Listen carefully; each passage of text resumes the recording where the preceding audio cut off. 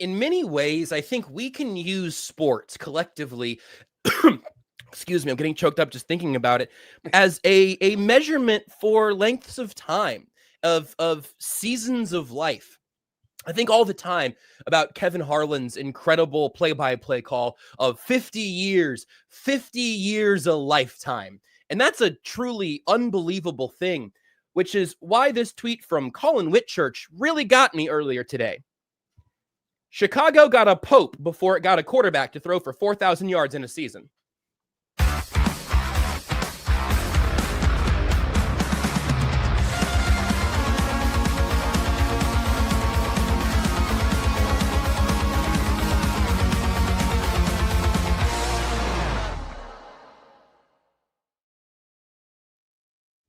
That earlier because I needed to make sure that Seth, Nate, and Tucker hadn't seen it before today's show began. Nope. Lots of really good Chicago-based, Pope-based material across the internet right now. I don't have the film breakdown, Seth. I don't know if you've done a Pope breakdown yet. You usually wait until after the draft's over to go through and scout the prospects, and then you know the guy. Is that you gonna check out the tape there? Look. I don't know how many Catholics we have that are listeners, so I'm gonna go ahead and just for sure. I'm just gonna go ahead and say congratulations to the new Pope. And I don't know if any, as a Nazarene/Baptist, figure that out. I of course can't think of a single joke about any of that. Nate, someone can else you say things? please, someone else say things now, because man, the number of things that were like. Because see, me personally, I like making fun of my faith. I enjoy it. That's such a good point, though, Seth. It's like a funny faith. Yeah. Yes. I'm perfectly comfortable joking around. You know, like Nazarenes were only allowed to go to movies, or should we call them the talkies? Maybe like starting in like 2000 something. Yeah. Like we used to talk about like the Nazarene shuffle because boy, you better not dance at that wedding. Yeah. Can you can do the hitch? You can do the side to side maybe, but I better not see a sing. I'm gonna watch you. Are those hips moving? I don't want to risk you making fun of your own faith here, Seth. Mr. Proctober says there's a non-zero chance the Pope cussed out Patrick Ewing in the 90s watching television. The thing that I think is amazing is that I think there's a decent chance that the Pope is emotionally invested in the development of Caleb Williams. That's kind of nice. That's so good. The first thing I learned about this man was that, and I don't know if he's all over. Listen. We're not here breaking down the Pope. What I know is that he may be emotionally invested in the development of Caleb Williams. That rips. Absolutely. The Pope might have prayed to that Joe Thuney would be traded from the Kansas City Chiefs to the Chicago Bears. I was just about to say, I think the Pope knows who Joe Thuney is. Yes. Like, it seems very plausible. Kind of wild. Yeah. It really does. The Pope gets to watch Luther Burden is incredible. That's where the Pope gets to watch Luther Burden, Dave Thomas. That's a great comment. And it's a wonderful thing. Sports can just bring us together, I think, all the time. Yes. And when I say all the time, this is not like hyperbole. You know, other people like I've always told Jazz, like, you know, there's the whole meme, like, oh, I bet he's thinking about other women. And the guy's sitting there thinking like, man, the scene when the Velociraptor and the Indominus Rex or the T-Rex ganged up and the Indominus Rex was so awesome. Like that's usually, but another thing that I think about is like, what sports existed in first century Israel? Like, what sports were there? Because you got like 30 years before Jesus was like, okay, I should probably get this show on the road. You know, look, see that water? Not anymore. And then boom, you know, it all escalated from there. What sports did he participate in? Like, Jesus? Was he just, well, he was a heck of a fisherman. Right. But it's like fishing with dynamite. It's like, hey, just throw your net off the other side. Suddenly 1,000 fish. Like, is that boring at a certain point? It's like the fish are like jumping into the boat to be caught by him. Winston in the comments says the Pope can tailgate at Soldier Field with the Pope Mobile. Like, think about how good that would be. Somebody tweeted they should do college game day at the Vatican. David Hellman tweeted, I know we joke about Chicago being the offseason champions, but this is getting ridiculous. MJ over LeBron is Catholic doctrine, says Mr. Proctober. That's right. I mean, I'm not willing to stand by that. Yeah, absolutely. look, we all know. Oh, deep dish in the Italians. Good call, Nate Dogg. That's scary. We all know what the case. That might is. cause a schism. If he doesn't enter a church, and this just might be because, yes, ladies and gentlemen, once again, I have rewatched The Last Dance because it's the basketball playoffs. Did you watch The Last Dance and I actually just rewatched that. I just rewatched it too. Man, it's so good. It's so good. And we have it to blame for all the sports documentaries that have come out since then. But you know what? It brought us quarterback, and so I forget. Hey, yeah, it's fine. But if he doesn't come out to a cathedral near you with the introduction, and now Benny Heist tweeted out the video that has gone, and his tweet has gone turbo viral at this point. Yes, he's just got to come out. You know, maybe we introduce, you know, some bishops, you know, some minor guys, and then you get to the end. Now, you know, it's incredible. Is it too bad that the Pope now realizes that he must be mean to the city of Detroit? Yeah. Does he know that Green now? Bay thinking right now? Is Green Bay about to get thrown into the lake? He's going to retell the story of the Good Samaritan, and then a man from Detroit saw him and came and tended to him and brought him to. Yeah, it's going to be a man from Detroit instead of a Samaritan. Like, you know, those lovely people from Minnesota. I wouldn't plan any trips to the Vatican anytime soon. That's all I'm gonna say. Stop what you're doing and go elsewhere. Anyone wearing a Vikings jersey is just gonna be like, get out. Get out. You're a woman with your shoulders showing or a dude in a Vikings jersey. Don't you step foot in this Vatican. Don't you do it. I don't think the Vikings and Catholics historically got along super well anyway, so that'll be pretty easy. It's not, you know, hey, there's a reason why they're divisional rivals. Steph, you're looking at Brashard Smith, 7th round draft pick of the Kansas City Chiefs, running back out of SMU. The film review's not out yet in the Chief of the North newsletter, but I know you've been grinding tape. What do you think? Another little 7th round gem for the Chiefs in the running back backfield? What do you think, Seth? I'm just so proud of you. Thank you. Is he Isaiah Pacheco? Man, so here's an interesting thing. You know what I didn't know about Brashard Smith? Well, anything. You guys know I don't know anything about college football. But here's something like, so before I open the film, you know, I take a look at, you know, okay, so where, you know, what was the rest of his college career like? Okay, so man, Miami, freshman, sophomore, junior, wide receiver, you know, kind of, you know, was okay, you know, kind of a role player type dude, right? Let me pull up the number here. He had 18 carries in 3 seasons. And then he switched to running back. So when everyone knows that he's a wide receiver converted to running back, I did not know that he was that recent a convert. Because you hear that all the time. And usually when you hear that, it's like, oh, yeah, he changed up midway through his freshman year after he didn't get a play. It's not usually as a senior.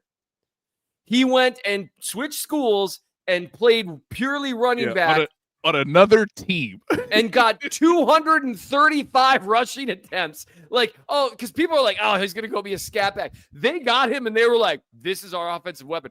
And now SMU, it's not like he went to Alabama, but it's not like SMU didn't play anyone. I've got to watch him play Penn State. I've got to watch him play. I mean, these are legitimate defenses. Clemson, yeah. Mm-hmm. Yeah. Yep. I got to say, I did not expect, when I heard how people were talking about him, I did not expect to see that his senior year, the man ran for 1,300 yards. Like, that threw me. Or, I mean, while catching another 39 passes for 327 yards, 235 carries, 1,300 yards, 5.7 yards a pop. I was surprised about that. And then I turn on the film. People are going to start being hard on me. Well, start. Here's the thing for me. I'm an optimistic guy by nature. And so what I find myself doing pretty frequently is tampering down takes because I want to be careful because we all have our biases. But when I watch Brashard Smith play running back in college, when they talk a young Jamal Charles, let's all calm down. I was also going to say better than Jamal Charles. Yeah, so you're on the let's same all page. relax. I will go to the wall over Jamal Charles, one of the best Like Chris five runners Johnson ever and Jamal Charles combined. Yeah, and Derrick Henry somehow. I should mention real quick, since as you're gonna have to reload up what this take is. SMU was in the ACC last year. I know that's weird for everybody. I know realignment is strange. They're in a real conference now. Yes. Anyway, Seth. Yeah. Who does Brashard Smith remind you of, and why is it Jamal Charles? So I will just say this. He has a trait that Jamal Charles had. Now, again, Jamal Charles had like 8 traits that were elite that made him as incredible as he was. But the ability to have a combination of lateral agility, excellent acceleration in and out of cuts after a side cut, as it were, and then terrific acceleration out of that and terrific long speed. That's a really good set of traits to have. He is legitimately what you usually expect to see when you see a guy who converted from wide receiver to running back. You expect to see someone succeeding on physical gifts alone.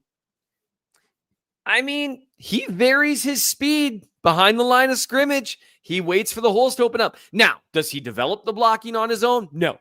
That was like, okay, let's maybe see year 2 as a running back. But he shows a little bit of vision, and he has got the ability to work multiple gaps because he's got such good agility, and he's got the ability to burst through a hole the second it opens. So like someone saying McKinnon as a potential comparison. Here's the thing. I got a big question to ask you guys that would really clarify some of this, but I'm waiting for Seth to say who he reminds him of. I don't know that he reminds me necessarily of anyone great other than to say he looks like a good running back. So let me hit you with this then, and you guys can both answer this in your own ways against Seth. I have to actually ask from ignorance now because the story's not out yet, so I don't have Seth's notes, which I usually do when we do this. What is the role you see him fitting into? And then we can come back and get some more of the traits and all of those little details. But I've seen everything from Diet Debo to Jerick McKinnon and a bunch of different guys in between. Seth, take it first, since you've just gone through all this. What is the role you see him fitting into at the NFL level with the Chiefs? Is it third down back? Have you seen him pass protect? Is it scat back? Oh, stuff? God, no. Is it Debo? He pass protected like twice. Something. Here's the deal. With the way he runs in the Chiefs offense, where you're almost always running out of the shotgun and there's almost always a set couple of gaps that you're looking to attack. I don't know why you wouldn't give a guy with his level of explosion a shot. Right. And when I say a shot, well, to do what? To take the job. Nice. And again, he weighs 200 pounds, soaking wet. He does. Nate Dogg says a faster Marshall Faulk. What do you think? Is that good? Yeah. But so Winston comments, I wish we would stop running outside zone from shotgun, which, by the way, good luck. Yeah, that will good luck. Andy Reid and Andy Heckle no sooner stop running outside zone. They run inside zone really well, or do it, because no one knows which is which. Yeah, so, right. But or even counter to a degree from shotgun is okay. Yeah. It's okay. Here's what I would say. Good luck on outside zone. But here's what I would say. You know who's fast enough to run outside zone from shotgun? Brashard Smith. Right. And that's one of the reasons it's been so unsuccessful in a lot of ways. For one, it's hard to run from shotgun.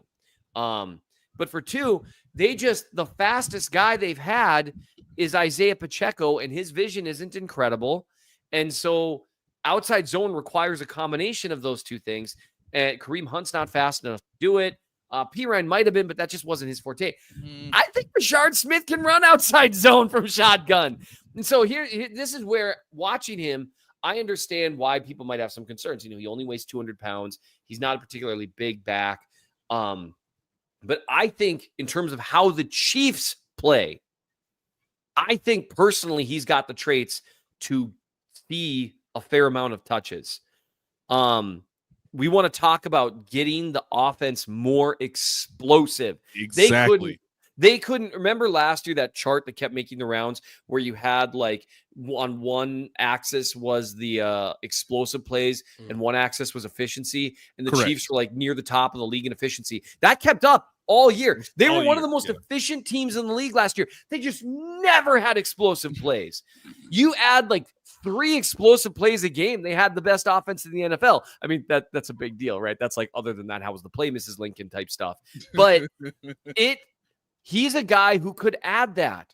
He's a guy who, one of my favorite snaps was like a 6-yard gain, and it's not going to look like anything to anyone, but there was nothing available on the inside, and he bounced it outside and outran the corner that was playing contain and turned nothing into 6 yards.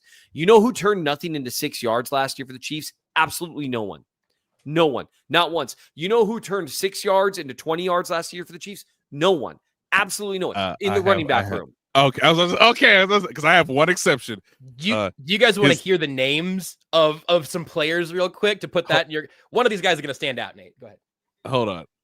The only guy who turned 6 yards into a 20-yard game last year was Travis Kelce lateraling the ball to Samaje Perine. Absolutely. And that's just for an offense check to drive that point home, Seth.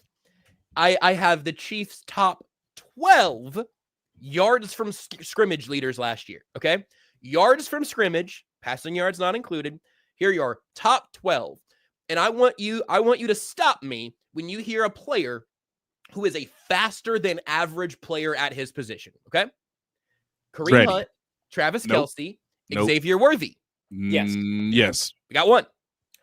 I'm going to tell you guys, I don't think you're going to stop me again for a little while. DeAndre Hopkins, Noah Gray, Samaje Perine, Isaiah Pacheco. Not this Patrick past year. Mahomes. He is faster than the average quarterback. I guess you so. Could argue that. You could argue Rice, Justin Watson, Juju Smith-Schuster, Carson Steele, and then you get McCole Hardman and Hollywood Brown, and then Peyton Hendershot is 15. Just for a little reminder of what Hollywood and McCole Hardman were doing. There were 8 players who had more than 300 yards from scrimmage for the Chiefs last year, and Patrick Mahomes was one of them. That is, I love the way that you framed that in terms of being faster than average or even average speed at the position. Pacheco last year, Pacheco's a guy that I think has a little bit above average explosiveness for a running back when he's healthy. Last year, he didn't have that, and so the vision stuff kind of set him back a little more. Great fire, fights really hard, little above average explosiveness, but not too much. It just looks like so much more when you're playing next to Kareem Hunt, okay? That's just kind of how that works. Or Clyde, whose place that he took, right? There was just a big difference there. Here's what I would note. Do you remember the first time you saw Isaiah Pacheco take a handoff on an outside zone, for example, or an inside zone or whatever type of look that we gotten used to seeing Clyde run, and you were like, whoa, that's faster. Yeah. And it just demonstrated, it's kind of like, to be honest, like when Kareem Hunt got his first few carries and you saw the difference in vision between him and Pacheco. It becomes clear that the traits that can separate running backs on a few different plays a game. I would put to you that Brashard Smith is that step faster than Isaiah Pacheco. And he's not just long speed. I mean, he's quick and he's got really good acceleration. So he can win races to the edge. He's got that 0.1 second to hit that hole before it closes. And now you're suddenly 5 yards down the field. I like this tape. I've got a few, his instinct is to bounce outside to a fault. He doesn't have all the time. I saw it a few more times after I wrote down this note. He doesn't have a natural skinny to get to fit between holes. We talked about that with Kareem Hunt last year. I wrote that down as a note. And then in another game I watched, I was like, oh, it was actually against Penn State, where I was like, well, and I was like, okay, maybe. Because here's the deal. You are talking about someone who's trying to completely revamp their football instincts. I don't think he's got the size to be a full-time running back. Although it's not like 200 pounds. He doesn't weigh $180. He's a little more slightly built. I would just Stephen Holman. I don't have a natural skinny either. Yeah, me too. But to me, with this roster, there is a window for him. If this is a team that's truly looking to get more explosive, I would like to see him on the field. Maybe Kareem Hunt could be your third down back because you trust him in pass protection. Correct. You trust him to catch the ball. You trust him to be in the right spot. And when was the last time the third down back was legitimately asked to be part of the offense? We waited for it for years with Clyde when that was probably his best trait. It didn't happen. Damian Williams to an extent, but Williams wasn't like this third down go-to guy. He was a bailout option. Damian Williams really, in hindsight, was kind of the perfect running back for this offense. Yes, right. And they've been trying to catch that again. And I would just say Brashard Smith, I think, can do Damian Williams type things. And that burst, taking advantage of lighter boxes, because that's the thing. You don't need to have incredible vision or incredible burst. You just got to have good vision or okay vision and good burst to get through the holes that are being opened up for you in theory when teams they can't load up the box. I hope he gets a legitimate shot because he is explosive. And I am tired of seeing the Chiefs offense look slow out there. And Nate, that's the thing for me that struck me with Brashard Smith when the pick came in and feels like the story to this point. He's also tremendously unique to this Chiefs running back room. I guess Elijah Mitchell may have a little bit of like potential role overlap if you get there. And hey, good problems if your veteran who's had injury issues stays healthy. If he competes with your 7th round rookie, you'll take that. But what do you see right now from that running back room altogether, with Smith being the most recent addition? Yeah, we had said this before that, depending on who they took in the draft, they were going to have to get to a place where, hey, you feel comfortable with 4 running backs. That all might make the roster. Obviously, that excludes Carson Steele, who's kind of your tweener, who can play, obviously, the fullback position, but has been in the system for a year. And he might be one of the more intriguing guys to watch on cutdown day. I know there's been some concerns amongst fans that, hey, Carson Steele was a contributing player last year, but will he get the opportunity to sort of grow or get better in year 2? That's a hard question to ask right now. Let's see, Smith get through training camp and preseason. I don't know about you, Seth, but he might be the best route running back they have on the roster already. Oh, yeah. Well, and you can tell, my note on that is you can tell he used to play wide receiver. Yes. His hands are complementary, incredible. Negatively, both. Positively in the sense they're of great. As a receiver. He's more comfortable finding space. He's comfortable playing at the second level. Some guys that are running backs, they'll run their little, whatever out of the backfield. And then they're not really sure how to flow in a way that doesn't mess with other route combinations and stuff. You can see he's got a little more comfort flowing towards the ball. He's got more natural hands. Definitely a good trait. And he's a guy that could make screens pretty explosive. I think he can do all the Damian which they need. Even their screen game was good last year, but it wasn't at the elite level it's been during the Andy Reid era, statistically. Now, I'm just gonna imagine it's, let's say, August 4th. It's the one-on-ones. We're in pads, and I just want to see Brashard Smith against Leo Chenal. I just want to see it. Yeah. Because I know what the run fit's going to look like. Yeah. But I also need to know what the one-on-one and coverage is going to look like, too, because Leo's been in the league long enough to know that this is a good gauge for this one-on-one drill. If people can start to think about these things in St. Joseph on lovely August 4th. And those one-on-ones, some of those run team drills will be important, too. Correct. Because hey, man, nothing will be better. Nothing will be better than, oh my God, he found the hole. We got him. He found the hole. Louis Rees-Zammit found the hole. It might happen, kids. It did not happen. So it won't be like that, but it will be instructive. With Smith, you are going to need to see him. I want to see how he can do in terms of arm tackles at the second level. Correct. Because my feeling is, Look, Brashard, let me help you out. I understand in practice they're going to tell you to do a certain thing. I don't care what they tell you to do. Bounce it outside. Ignore Andy Reid. Listen to You are Ignore not everyone. You're not. You just plant your helmet into Leo Chanel's chest. Don't do that. Don't. Because hey, we care about you. Don't do it. I care about your well-being. And that's why, like, Leo and Nick Bolton, those are actually good guys. Drew Tranquil, those are good guys to have him do some of these drills with, because they're going to get an arm on him and he's going to go nowhere.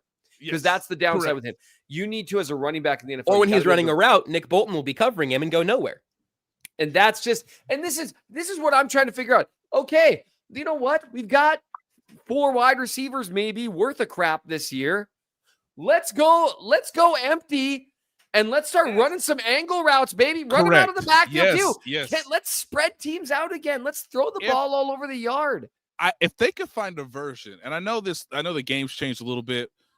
Defenses have gotten a little bit more sophisticated because defenses were so behind. But if they could get back to a version of what they used to do in 2018, which was, hey, you know what? We found out the Pittsburgh Steelers don't have 5 good DBs. You know what we're doing? 5 wide, kids. Yeah. And we already know they have to cover Travis Kelce, so this is great. You know, Tyreek Hill could just be open all day. Kareem Hunt could be open all day in the flats and obviously make somebody miss. So, again, defenses are a lot better about handling multiple, obviously we've talked about the heavy sets, the heavy condensed splits on one side, of the formation, the 4x1s, all that stuff. Defenses have gotten more sophisticated about at least trying to mitigate that. But I agree, Seth, if they can find a way to even be in passing situations and know they can go 5 wide with a running back, split out of the backfield or motioning out, it gives more space for Mahomes to operate and more matchups to sort of exploit.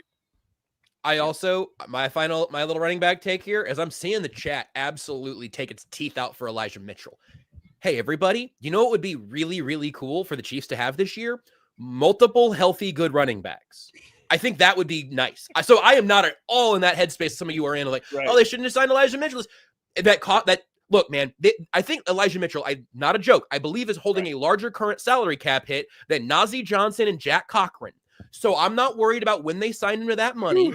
And I would like to have him in that room where you have another guy who could be, it's all could, a 7th rounder, right, and an explosive dude who has not been healthy for a couple consecutive years. Yes. If either of those guys bring that juice to the offense, they're both good moves. Like double down at very low cost that way.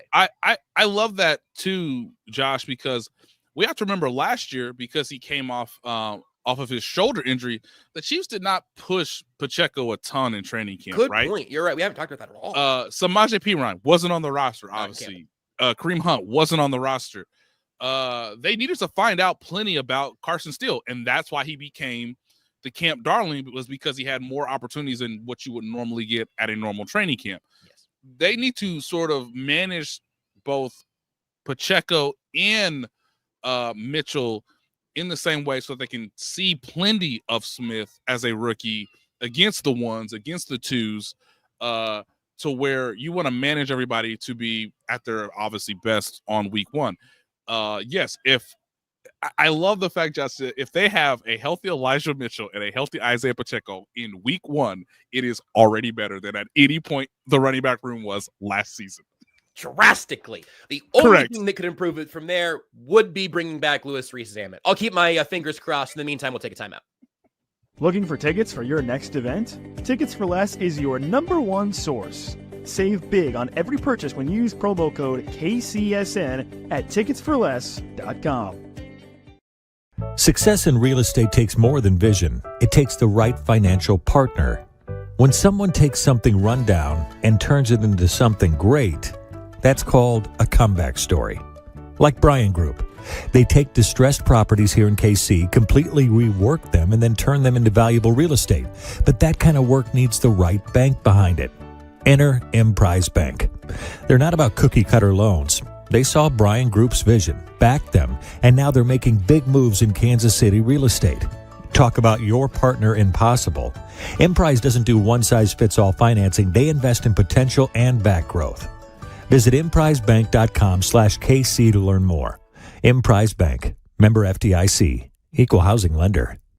It's playoff time, and if you're still just watching games, then you're missing out. With Pick 6 from DraftKings, you can turn your hoops knowledge into real cash. Just make your picks, track your score, and if you hit all 6, you're looking at bigger payouts than Prize Picks flex plays. Nobody's dropping better payouts than Pick 6. Hit 6 picks, and that's 25 times your cash. And if you beat your competitor, you could be looking at a 500 times bag in your pocket. And right now, new customers get $50 in bonus picks with just a $5 entry.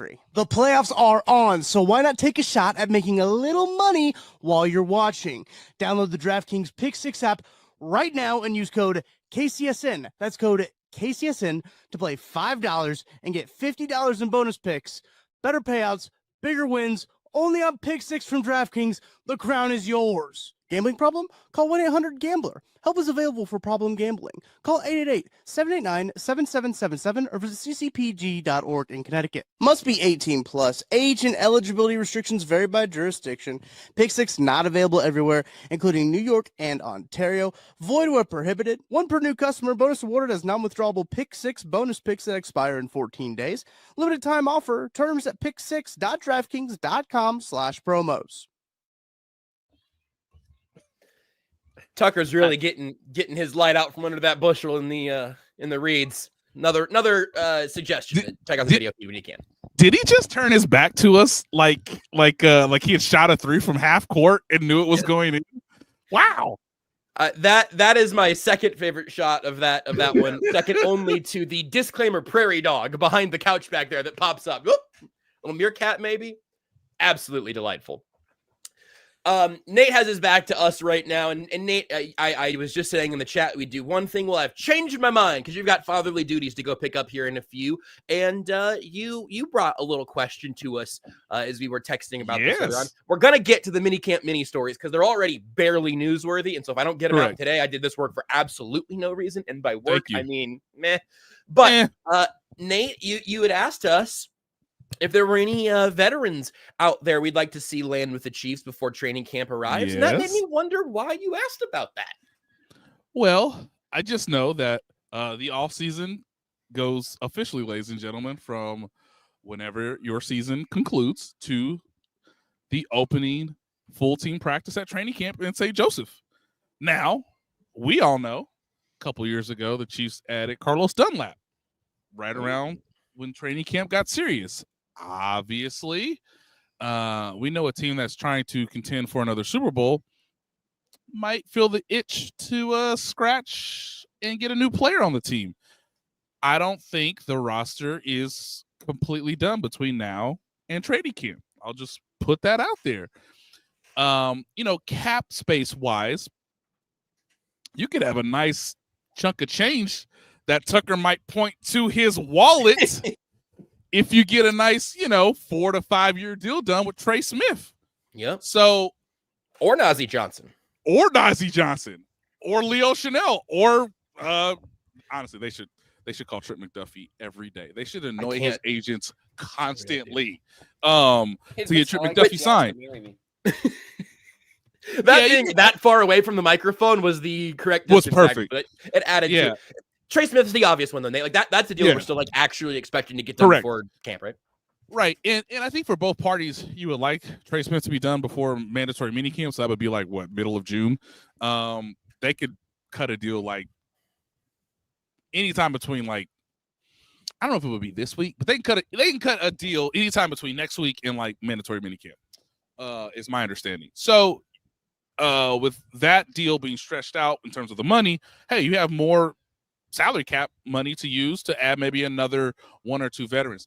I just want people to understand that this is the 4th wave of free agency, and we kind of saw it. What was it, yesterday with the George Pickens finally official today, everybody? If you were wondering, finally traded to the Dallas Cowboys, because everybody in the league knew that he was on the trading block, and so that kind of mitigated his market before the draft. So the best way you can get your market up is to take on draft picks from next year. So this is the last wave of free agency. Hey, it'd be nice we get another guy in before mandatory minicamp. So at least he has a playbook between the end of minicamp and the start of training camp. Or we could, do a nice little sales pitch and bring somebody in for training camp, understanding that, like, hey, you haven't done anything football-wise in the summer. You had a nice time with your family. Hey, you want to earn some of this, you want to earn some of these money? You want to earn some of this snaps? You want to eat these snaps? I'm just saying, there are some players out there who I think the Chiefs could be interested in. Gabe Davis. I'm just going to say it. Oh, I forgot I had a Gabe Davis tweet for you guys. Yeah, hey, he's available. Yep. Hey, anyone that my guy, my large adult son, Mitch Morse, signs off on. Ooh. I thought you were going to say pretty disrespectfully, your large adult son, Matty Lane, who wrote, KC doesn't currently have a sacrificial X wide receiver body ready to play snaps. Well, that type of player is seldomly used in KC. Look at the snap count percentage. Watson, 60%. MVS, 58 and 68%. Demarcus Robinson, 58, 65, 70%. There are guys out there. I don't think Jalen Royals is getting 70% of the snaps. I kind of like it. I kind of get it. It's not what I was thinking, Seth, but you're in on Gabe Davis. Interesting. I don't think he's wrong. Like, hey, if Jalen Royals is ready to be that sacrificial snap getter, sometimes downfield threat, MVS type dude, because otherwise you are telling Xavier Worthy or Hollywood Brown to be the sacrificial lamb down the field. But you don't want that. Or you're really high on the Elijah Badger hype, which is something that Maddie mentioned also. I'm in on, hold on. Elijah Badger taking the Justin Ross training camp role of the body wide receiver I'm prepared to fall in love with. Totally ready for that. Absolutely. Not pencil DFA in for 60 snaps as a rookie. Just not doing that. Looks like a terrific athlete. I have no idea if he knows how to play wide receiver. I'm waiting for your film review to tell me. I watched him a little and I'm like, I don't know if that guy knows how to play wide receiver. Detailed. But man, he's a terrific athlete with good size. I'm like, what are you doing? Like, what are you doing? Like, terrible at basketball. Is that what your theory?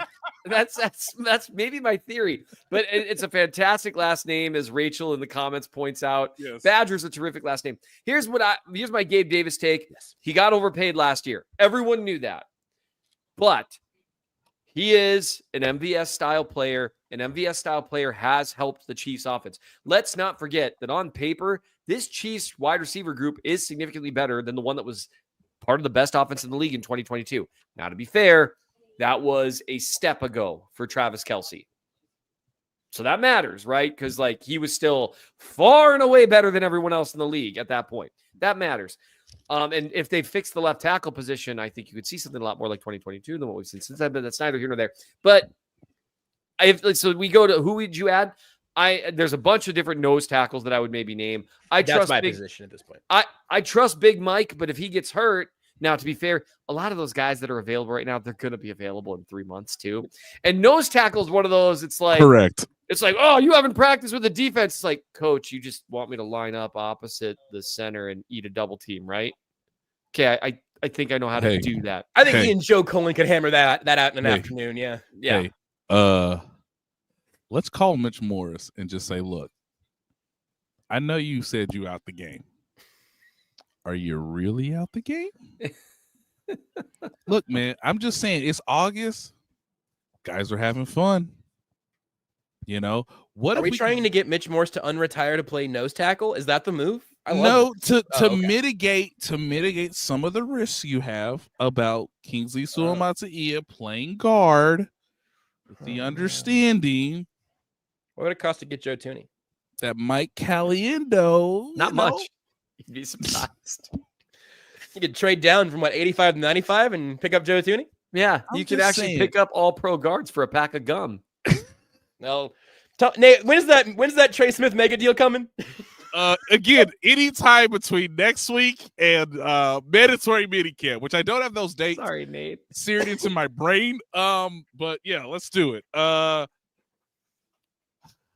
here's the question. Okay, nose tackle, obviously. I don't think they're necessarily in the cornerback market, which is what it has been the last 6 years. It's like, oh, they could always add a cornerback, between now and training camp.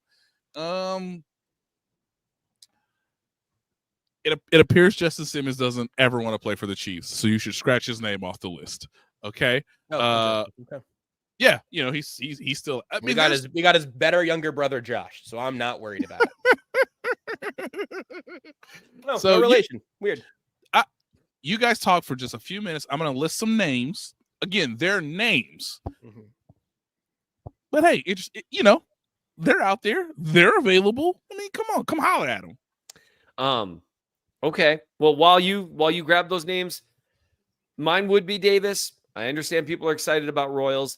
I am too. Like this film. I don't like banking on it. I have another. Oh, sorry. I thought you were just ready for something else to happen. No, please keep talking about Gabe Davis.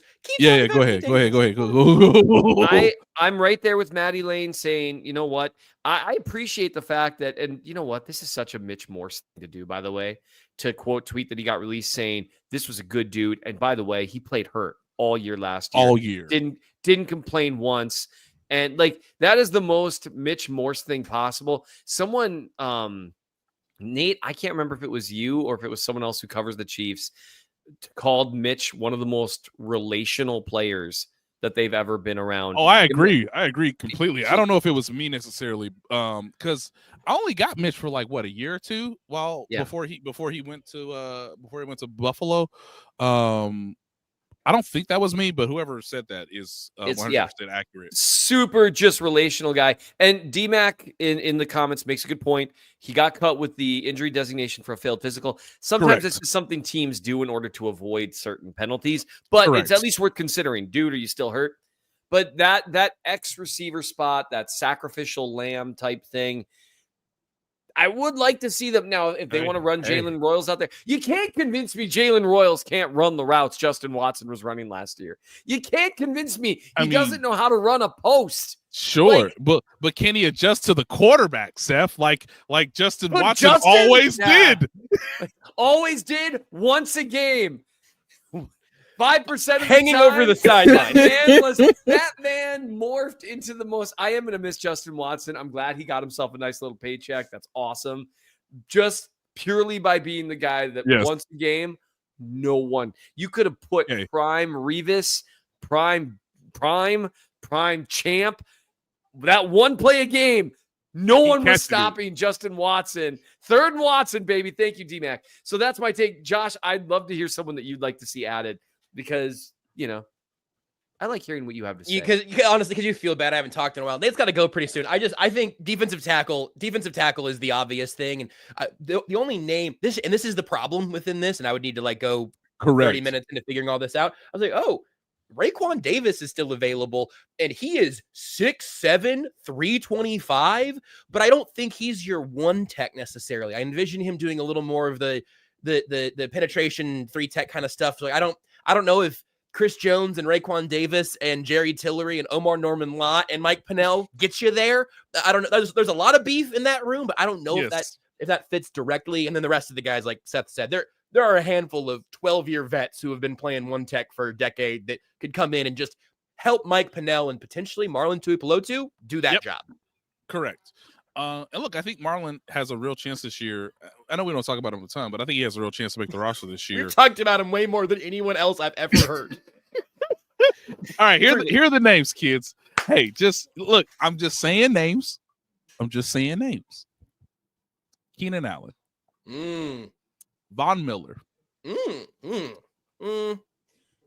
He just got cut. Jadeveon Clowney.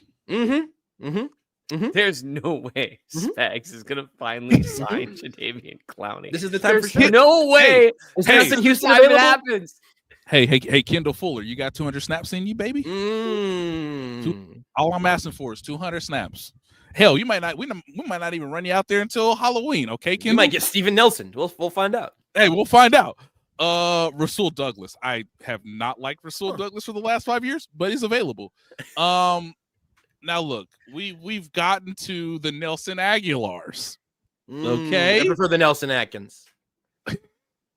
The Emmanuel Mosleys. Okay. I prefer Emmanuel Sanders. Tano Passanio. Bring him home. Does not have a job, ladies and gentlemen. Spags needs him. That feels good. Seth, you ever see Tano Passanio bend? I don't think he's physically capable. Spags! But you So know no what? passing, He's got long is like, arms and he can bat the you- ball down. He's got you long have everything. the most ripped oak tree ever playing football. Just like, I mean, I'm sure he didn't make that noise, by the way. I've stood near Tano Passanio. Me too. And my goodness, he is one of the most, among all those guys, he is uniquely physically intimidating. Like, you're just like, dude, there's no way. It's kind of a little bit like Alan Bailey, only a little less bulk and more shredded. Because I remember like And looking at Alan taller, Bailey, right? like, yeah, and he's taller. He's just this freak, man. Like, he does not look like people talk about 100 humans versus a gorilla. 100 Tano Passanos, I'm taking them. I mean, we're that getting dude. lunch. We got 50 Tano Passanos who never have to see the field. Are you kidding me? 25 Tano Passanos might get it done. I'm not joking. Yeah, he is. Oh my Oh, goodness, Nate, you've come unplugged. Oh, Ladies, there he is. I cannot stress enough. I saw Alan Bailey's traps. I haven't seen better traps. They don't exist. Haven't seen them. Yeah, Man, Tyler Boyd's available. You want to give him a call? I feel like Tyler Boyd is a little repetitive and redundant. Hey! And redundant with the skill set. It's like, how many slot receivers do the Chiefs need? All of them. Because yes, I appreciate what they're trying to do, but that's where finding a guy. I mean, crud, sign DJ Chark. Best idea, right? We had that idea last year. Then he went to the Chargers, didn't do much because reasons, and give it a shot. Let's let anyone take those snaps besides Xavier Worthy, or like, what are they going to line up Juju Smith-Schuster outside and be like, Juju, run down the field, and he's going to look at them and be like, Coach, come on, man. Like, that's me. Like, why are you asking me? I'd be like coming up to me and be like, Seth, hey, we've got a eat salad contest. I'd be like, come on. Why We're would you entering ask you. me? Yeah. I assume that Alan Bailey did the workouts that Mr. Incredible did in The Incredibles, where he's just butterfly So lifting good. train, like I think freight train cars, right? Yeah. That's Alan Bailey's. That's how you get those traps. Golly, that guy was So- intimidating. And Such then like a great guy. and then Oh. once a game, Destroyed somebody. he was the Justin Watson of defensive tackles. Although, I mean, he was consistently good against the run because, I mean, Yeah. you saw him. Yeah, But I don't. once a co-sign- game- if Alan Bailey's watching, I don't co-sign what Seth just said. I loved Alan Bailey. Still do. I did too. 8 years. He played once a 100 game. games here. Once a game, he would get into an offensive guard or center's pads and just run that man backward into the quarterback with a speed of almost no one else that I've ever seen. And it was always one of my favorite snaps to watch and be like, oh, there was Alan Bailey's quarterback sack hit, pressure for the game. And man, it looked dominant. And if you just showed someone His a mixtape. compilation- If you showed someone his mixtape, they'd be like, "Oh, that dude broke Reggie White's record.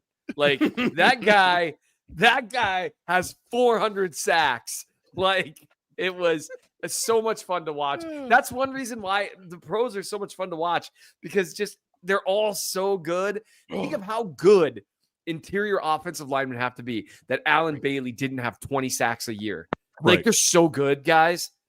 Nate, get out of here. Go get your eldest child. I know you got to go. Be well. We'll see you whenever we see you again. You'll see me Tuesday, probably. All right. Ooh. I don't want to count chickens before they're hatching. You got a lot going on out there. Very true. Nate's on the outdoor podcasting circuit, which is a truly excellent thing. Thank you, Nate. Thank you, boys. Seth, See you you don't later, go bud. anywhere. You've got 10 more minutes of time to serve with me on the mic. I'm gonna give you these mini stories. We've been teasing now for 2 days, and you can tell me what I'm overreacting to, what you think might matter, what might not matter. I'm giving the caveat on the front end. These are tiny story takeaways from rookie minicamp. This is not the time to make your sweeping judgments about anybody, but a couple things I think is kind of intriguing. A couple of them here because Nate is out here being a father of a newborn. Seth is in Minnesota, and I'm not invited. So I went and I checked out the 41 is the Mic podcast where Nick Jacobs and Matt Derrick were talking about their training camp observations. Both level-headed people who won't overreact to a mini camp storyline. Right. I thought it was interesting that they really seemed to agree that Josh Simmons was doing more than they expected him to be doing at rookie minicamp. Now, look, they covered it there. You should go listen. If you want to hear all they got into some of the UDFAs and the invites who stood out. We're not getting deep into their reps as Seth fans himself with a legal pad. Go listen to that episode of 41 is the Mic if you're not already a regular listener. But they made the note of like, they could have him do whatever he wants right now and then pull him back again for training camp for whatever his injury distinctions could be. This could be the test in a very small period of time in early May and then back off again throughout the rest of the progress. But I think that's the most important thing out of rookie minicamp is that Josh Simmons was not sitting out there in a full body cast with his leg up like the guy from that episode of SpongeBob. Right. They seemed impressed by the movement they saw from Simmons, and that seems exciting. That is like that's easily the biggest development. And I actually just got a chance to read, since we referenced him once, we'll reference him again, Maddie Lane's film review of Simmons, which is worth a read. You should subscribe to the KCSN Substack. Go to kcsn.com and get all that figured out from there. And it's always good when someone you respect as much as I respect Maddie, comes to similar conclusions. And plus, I just like it when people agree with me. Doesn't even have to mean it, but as long as you do, you know what I mean? Great point, Seth. Thanks, man. Every now and then our synergy is just off the charts. So his ability, we talked about this so many times already, and we're going to talk about it so many times more.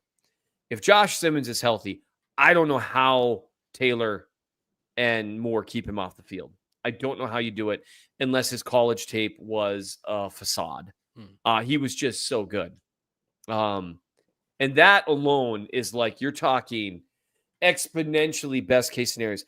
Like the only thing I genuinely can't think of anything better outside of like the obvious things like, well, it turns out Jalen Royals is the second coming of Megatron somehow.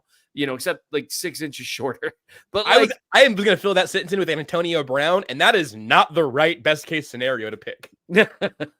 Well, for like 6 or 7 years, you're like, yeah, Yeah. But that is the hugest thing, and the great thing about a knee injury, in terms of once it's happened and you're trying to figure out what progress is being made, you kind of, it's not like when someone's like got an upper body injury and so then they can move around a little and whatever, you see them cutting, running, and we've watched him do some stuff. You're like, well, that's interesting. That's a great mini takeaway. I love it. That makes me very happy. Now I'm going to overreact about an unrelated player. I know it's an overreaction because this is almost entirely based off of a press conference, but I think, Seth, I think I can get you there. I think I can bring you over to my side of overreacting to Jeffrey Bassa's press conference. You won't be able to do it. There's no way. Lots of people say Bassa. The Chiefs introduced him as Bassa. I'm going to say Bassa until someone corrects me definitively, ideally Jeff himself.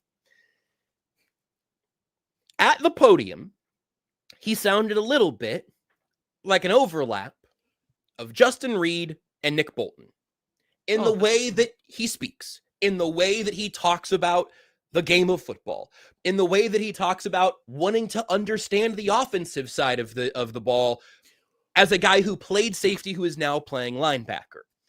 This does not mean he's even a good athlete. You could talk beautifully at a podium and be a terrible NFL linebacker.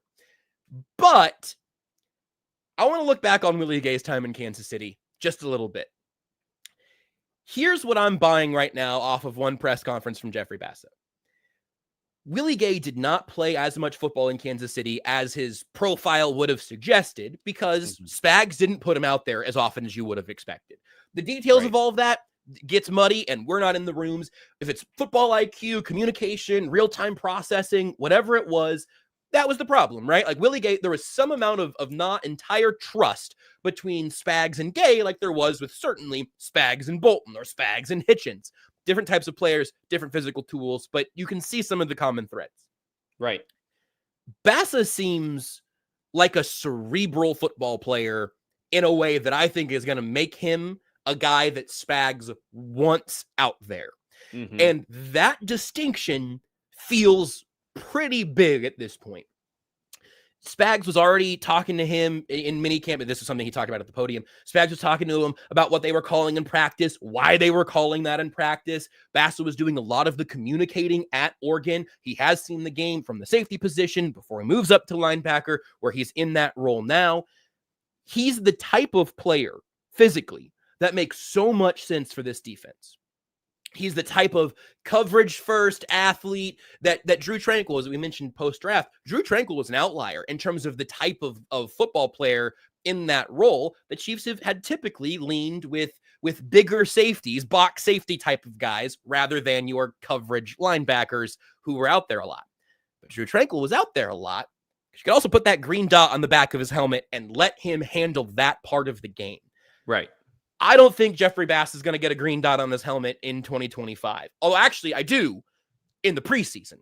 When I hope he gets that green dot, I hope it's him over Jack Cochran, or at least for good chunks of it all, because I want to see what that looks like, and I want Spags to test him as a communicator. Because if he can be, like I said, if he can be a guy that Spags likes to have on the field, now all of his physical tools are worth something. You can have all the physical tools in the world, but if Spags has to send you out there through gritted teeth, you're not going to end up being the impact player that you could be there. So this guarantees, of course, absolutely nothing for Jeffrey Bass's future, but I think he is to use a phrase we've used for years now, he's tall enough to ride the ride from could Steve Spagnuolo grow to trust this man to help run his defense over the next couple of years? That metric seems to favor him. I'm buying some stock on that. I'm overreacting, but I'm buying some stock out of a minicamp press conference. I love it. I said you couldn't do it. You did it. Because that really is, we know he's got the physical tools as an athlete. But whether or not he's going to be able to do the things that you're required to do as a linebacker in Spags defense, that's another question. And hearing him be a more cerebral guy, even from the podium, it's only step one. But Josh, what does the journey of 1,000 miles start with? The 900th mile step. Well, we had synergy. We lost Dang. it. It's okay. Yeah. Crud. Chemistry's a tough thing. Well, it's the first step. You got to do the first step first. Yeah, God, no. You know it. what? Second Crud. guesses happen. Tucker, we'll if you be can back edit this to out, that'd be nice. Seth, the first step. Tucker edited out the last one. So the first step. Thank you, Tucker. That doesn't make sense. He edited it out. Yeah, we'll be back to We'll be back to finishing each other's sandwiches in no time. And so I would have said sandwiches if I would have not been worried about a delay there. So we were back. We're back. Yeah, we've got this. Do you have any other mini stories? Because I don't know that that's necessarily an overreaction. I don't know how much playing time he's going to get this year, but it will color what they have to do moving forward, because Chanel's on a timer and Tranquill's on a timer. One thing that I underrated, Drew Tranquill's timer is not as loud as Mike Dana's or Jawan Taylor's. This is something to keep in mind here. So on Bassa, he was this is also wild to me. It's about the position partially. He was linebacker 5 in the KCSN draft guide and linebacker 4 in Dane Brugler's rankings at linebacker. I am not a huge double down on your off-ball linebackers type of guy. We've covered this before, but I was kind of infatuated with the idea of Carson Swesinger, who went 33. I wouldn't have been interested at 32, but this idea of coverage backer who comes in and solves this problem. If Bassa can do a little bit of that, I'm really excited. To the point on Tranquill here, Tranquill's cap hit this year is $8.5 million. Next year, it's $7.5 million. It's only $1.5 million to cut him, $1.5 million in dead cap. So you've got kind of that $6 million money to gain chunk, I guess, presumably. But Nick Bolton next year has a $19 million cap hit in 2026. So you're looking at a $30 million linebacker room if Bolton and Tranquill are both in it. But if Tranquill has a 2023-ish season this year, I don't think it's a foregone conclusion that you launch him out of the airlock for $6 million, especially if you're seeing the end of the road for Leo Chanel and you're saying, maybe Bolton and Bassa are the duo going forward. I don't know. I think it's interesting. I had been writing this off as Tranquil's like definite last ride on this contract in Kansas City. If he plays like he did last year, it will be. If he plays like he did the first year in Kansas City, it might not be. Yeah, I think you're absolutely right. Like, I like the way that you framed it in terms of like, kind of like how loud is that timer going off? Yeah. And I think like Juwan Taylor has, back to SpongeBob, the big tuba alarm thing. Yeah. Like, it's loud. Because you're talking, I mean, the cap number for Tranquil, like you said, is only $7.5 million. They let that, they didn't quite front load it, but they didn't back load it the way they often do. Mike Dana and Juwan Taylor. I mean, Mike Dana's at 11.1 million or 11.2, really. Juwan Taylor's at 27.3 million. And with both of them, you can save 9 million with Mike Dana. You can save 20 million with Taylor. You need that money. Yeah. And Jalen Morse played right tackle.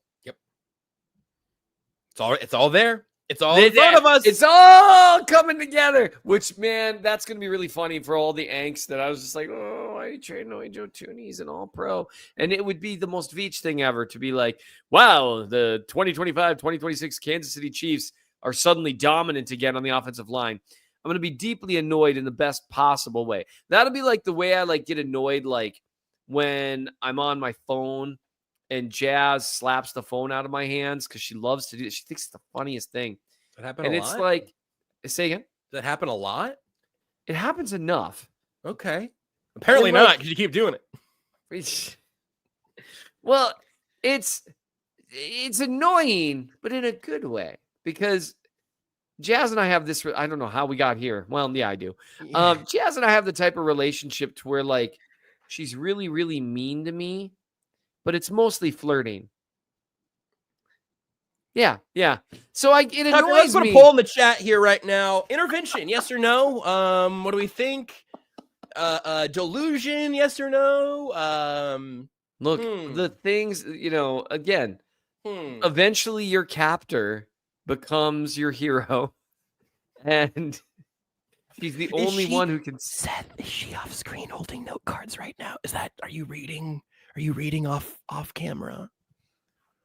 No. Okay. All right. Well, I hope we've had a lot of fun here. I think we've covered a lot of bases. We're over an hour. So if you or anyone else in the room who's been writing things for you to say wants to get us out of here, they're more than welcome to. No, okay. I was going to do a whole bit, but I'm not going Blink to. once if you're in danger. What? That actually worked out blink! really. This worked out really well because as you were like saying blink once if you're in danger, you leaned close to the mic. Your mic has like a red dot on it. Yes. That made it look like suddenly a sniper rifle was on you. How does Jazz know my address? You do not know your danger. In terms of taking us out today, man, I always forget this. We always need Nate here for the end. I guess to do one too. I haven't thought of anything. I haven't either. This is tough. Off-season lessons. One thing that I've learned. You don't get to do off-season lessons. That's Seth. Not how this works.